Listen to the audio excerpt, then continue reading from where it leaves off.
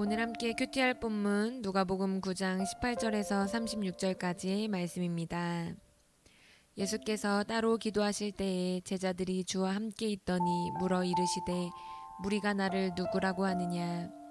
대답하여 이르되 세례 요한이라 하고 더러는 엘리야라 더러는 옛 선지자 중에 한 사람이 살아났다 하나이다. 예수께서 이르시되 너희는 나를 누구라 하느냐.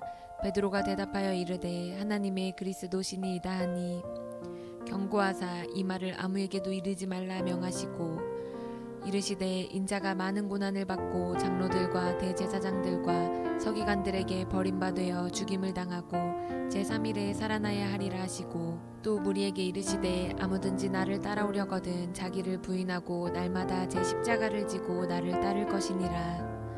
누구든지 제 목숨을 구원하고자 하면 잃을 것이요 누구든지 나를 위하여 제 목숨을 잃으면 구원하리라. 사람이 만일 온 천하를 얻고도 자기를 잃든지 빼앗기든지 하면 무엇이 유익하리요. 누구든지 나와 내 말을 부끄러워하면 인자도 자기와 아버지와 거룩한 천사들의 영광으로 올 때에 그 사람을 부끄러워하리라. 내가 참으로 너희에게 이르노니 여기 서 있는 사람 중에 죽기 전에 하나님의 나라를 볼 자들도 있느니라. 이 말씀을 하신 후 8일쯤 되어 예수께서 베드로와 요한과 야고보를 데리고 기도하시러 산에 올라가사 기도하실 때에 용모가 변화되고 그 옷이 휘어져 광채가 나더라. 문득 두 사람이 예수와 함께 말하니 이는 모세와 엘리야라. 영광 중에 나타나서 장차 예수께서 예루살렘에서 별세하실 것을 말할세 베드로와 및 함께 있는 자들이 깊이 졸다가 온전히 깨어나 예수의 영광과 및 함께 선 두 사람을 보더니 두 사람이 떠날 때에 베드로가 예수께 여짜오되 주여 우리가 여기 있는 것이 좋사오니 우리가 초막 셋을 짓되 하나는 주를 위하여 하나는 모세를 위하여 하나는 엘리야를 위하여 하사이다 하되 자기가 하는 말을 자기도 알지 못하더라. 이 말 할 즈음에 구름이 와서 그들을 덮는지라. 구름 속으로 들어갈 때에 그들이 무서워하더니 구름 속에서 소리가 나서 이르되 이는 나의 아들 곧 택함을 받은 자니 너희는 그의 말을 들으라 하고 소리가 그침에 오직 예수만 보이더라. 제자들이 잠잠하여 그 본 것을 무엇이든지 그때에는 아무에게도 이르지 아니하니라. 아멘. 우리는 어제 본문을 통해서 예수님이 어떤 분인지 그리고 그 예수님을 따르는 제자들은 어떤 태도를 가져야 하는지에 대해 살펴보았습니다. 예수님께서 제자들에게 능력과 권위를 주시는 장면을 통해서 그리고 오병이어 사건을 통해서 예수님은 이 땅에 오신 메시아, 즉 이 땅에 오신 하나님이라는 것을 살펴보았습니다. 그리고 그런 예수님을 따르는 제자들은 세상의 염려와 재물에 대한 걱정을 버리고 예수님께서 채워주시고 예비하신 것을 믿고 그저 예수님을 따르는 태도를 가져야 한다고 살펴보았습니다. 오늘 본문은요, 예수님이 어떤 분이신지 그리고 제자들은 어떤 태도를 가져야 되는지에 대해서 더 자세히 더 명확하게 가르쳐 줍니다. 예수님이 직접 그것에 대해서 말씀해 주시기 때문입니다. 예수님은 사람들이 당신을 어떻게 생각하고 있는지에 대해 잘 알고 계셨습니다. 제자들도 마찬가지였겠죠? 우리 19절 말씀입니다. 대답하여 이르되 세례 요한이라 하고 더러는 엘리야라 더러는 옛 선지자 중에 한 사람이 살아났다 하나이다. 예수님은 사람들의 추측처럼 선지자적 성격의 사역을 하고 계셨지만 선지자와는 비교할 수 없는 분이셨습니다. 왜냐하면 이 땅에 오신 하나님이셨기 때문이죠. 예수님은 이 사실을 제자들이 알길 원했습니다. 예수님이 어떤 분인지에 대해 온전히 제자들이 알기를 원하셨어요. 그래서 제자들에게 이렇게 질문하시죠. 20절 말씀입니다. 예수께서 이르시되 너희는 나를 누구라 하느냐. 베드로가 대답하여 이르되 하나님의 그리스도시니이다 하니. 그러자 예수님을 향해 충성심과 열정이 가장 컸던 베드로가 대답했습니다. 하나님이 보내신 그리스도이십니다. 여러분, 이 말은요, 예수님이 메시아, 즉 구원자이십니다 라는 말이에요. 얼핏 보면 베드로의 고백은 맞지만 그는 메시아에 대한 온전한 인식과 이해를 가지고 있지는 않았습니다.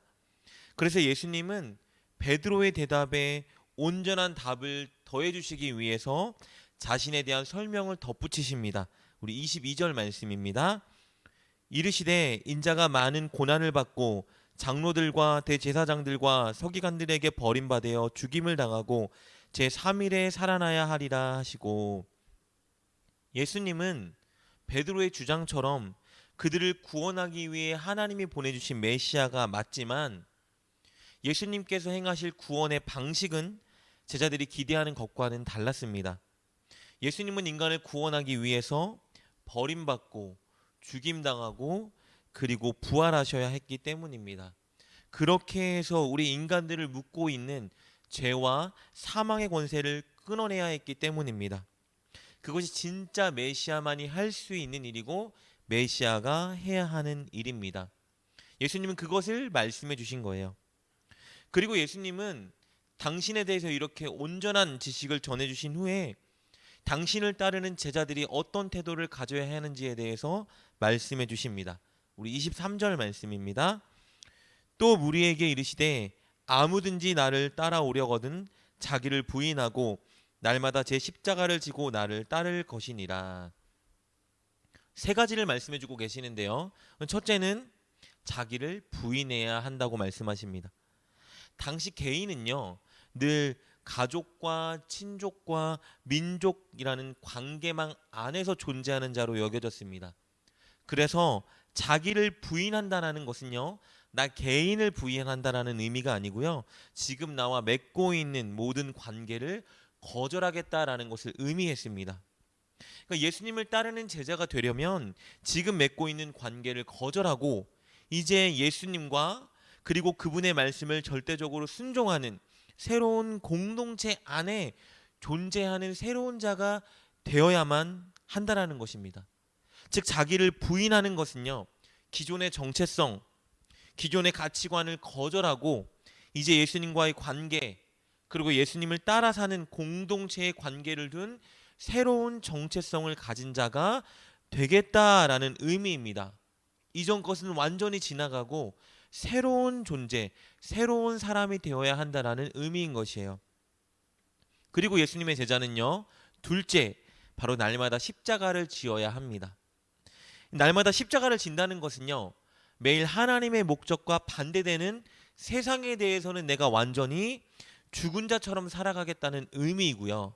그리고 그때 다가오는 고난과 처형에 대해서 감수하고 받아들이겠다라는 의미인 것입니다. 그리고 예수님의 제자가 해야 되는 셋째, 바로 예수님을 따라 살아야 합니다. 제자는 날마다 자기를 부인하여 새로운 존재가 되었고, 그리고 그로 인해 다가오는 고난과 어려움을 감수하겠다 결단했기 때문에 이제는 예수님의 말씀대로 살아가는 자가 되어야 합니다. 이것은 우리가 볼 때 굉장히 손해보는 삶 같아 보이지만 예수님은 결국 이것이 진짜 영생을 얻고 생명을 소유한 삶을 살아가는 것이라 말씀해 주십니다. 우리 24절 말씀입니다. 누구든지 제 목숨을 구원하고자 하면 잃을 것이요 누구든지 나를 위하여 제 목숨을 잃으면 구원하리라. 예수님은 이렇게 당신이 누구신지에 대해 말씀해 주셨고요, 또 당신을 따르는 제자들이 살아가야 되는 태도에 대해서 말씀해 주셨습니다.